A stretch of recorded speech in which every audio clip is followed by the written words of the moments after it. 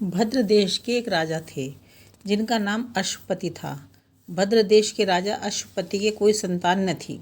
उन्होंने संतान की प्राप्ति के लिए मंत्रोच्चारण के साथ प्रतिदिन 1,00,000 आहुतियाँ दीं। 18 वर्षों तक यह क्रम जारी रहा। इसके बाद सावित्री देवी प्रकट हुईं और उन्होंने अश्वपति को एक तेजस्वी कन्या के पिता बनने का वरदान दिया। सावित्री देवी की कृपा से जन्म लेने के कारण कन्या का नाम सावित्री रखा गया। कन्या बड़ी होकर बेहद रूपवान हुई। योग्य वर न मिलने की वजह से सावित्री के पिता दुखी थे। उन्होंने कन्या को स्वयं वर तलाशने भेजा। सावित्री तपोवन में भटकने लगी। वहाँ शाल्व देश के राजा धुमुतसेन रहते थे, क्योंकि उनका राज्य किसी ने छीन लिया था। उनके पुत्र सत्यवान का सावित्री ने पति के रूप में वर्ण किया। ऋषिराज नारद को जब यह बात पता चली तो वह राजा अश्वपति के पास पहुँचे और कहा कि हे राजन, यह क्या कर रहे हैं आप? सत्यवान गुणवान हैं, धर्मात्मा हैं और बलवान भी हैं, पर उसकी आयु बहुत छोटी है।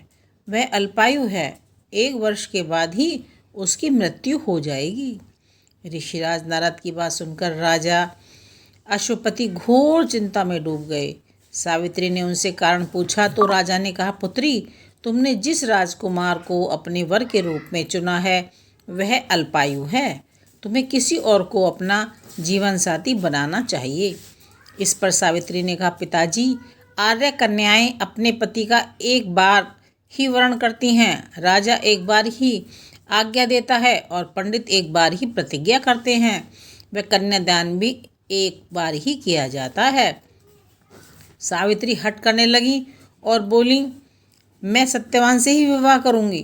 राजा अश्वपति ने सावित्री का विवाह सत्यवान से कर दिया। सावित्री अपने ससुराल पहुंचते ही सास ससुर की सेवा करने लगी। समय बीतता चला गया। नारद मुनि ने सावित्री को पहले ही सत्यवान की मृत्यु के दिन के बारे में बता दिया था। वह दिन जैसे जैसे करीब आने लगा, सावित्री अधीर होने लगी। उन्होंने 3 दिन पहले से ही उपवास शुरू कर दिया। नारद मुनि द्वारा कथित निश्चित तिथि पर पितरों का पूजन किया। हर दिन की तरह सत्यवान उस दिन भी लकड़ी काटने जंगल चले गए। साथ में सावित्री भी गईं। जंगल में पहुंचकर सत्यवान लकड़ी काटने के लिए एक पेड़ पर चढ़ गए। तभी उसके सिर में तेज दर्द होने लगा। दर्द से व्याकुल सत्यवान पेड़ से नीचे उतर गए। सावित्री अपना भविष्य समझ गईं। सत्यवान के सिर को गोद में रखकर सावित्री सत्यवान का सिर सहलाने लगी। तभी वहाँ यमराज आते दिखे। यमराज अपने साथ सत्यवान को ले जाने लगे। सावित्री भी उनके पीछे पीछे चल पड़ी। यमराज ने सावित्री को समझाने के लिए कहा कि यही विधि का विधान है, लेकिन सावित्री नहीं मानी। सावित्री की निष्ठा और पतिपरायणता को देखकर यमराज ने सावित्री से कहा कि हे देवी, तुम धन्य हो, तुम मुझसे कोई भी वरदान मांगो। सावित्री ने कहा कि मेरे सास ससुर वनवासी और अंधे हैं, उन्हें आप दिव्य ज्योति प्रदान करें। यमराज ने कहा, ऐसा ही होगा, जाओ, अब लौट जाओ। लेकिन सावित्री अपने पति सत्यवान के पीछे पीछे चलती रही और यमराज ने कहा, देवी, तुम वापस जाओ।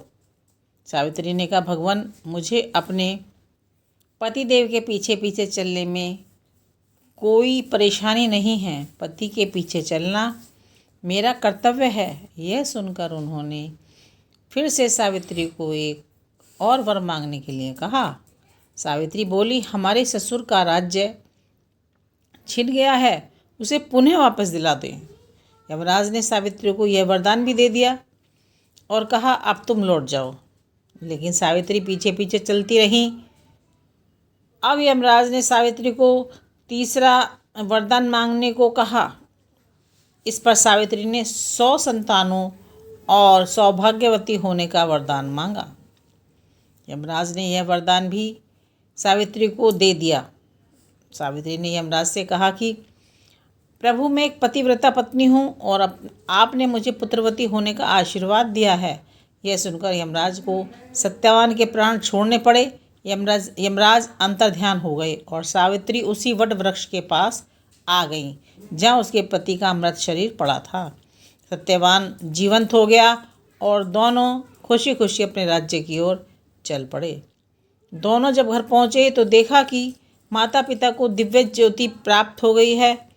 इस प्रकार सावित्री सत्यवान चिरकाल तक राज्य सुख भोगते रहे। अतः पतिव्रता सावित्री के अनुरूप ही प्रथम अपने सास ससुर का उचित पूजन करने के साथ ही अन्य विधियों को प्रारंभ करें। वट सावित्री व्रत करने और इस कथा को सुनने से उपवासक के वैवाहिक जीवन या जीवन साथी की आयु पर किसी प्रकार का कोई संकट आया भी हो तो वो टल जाता है।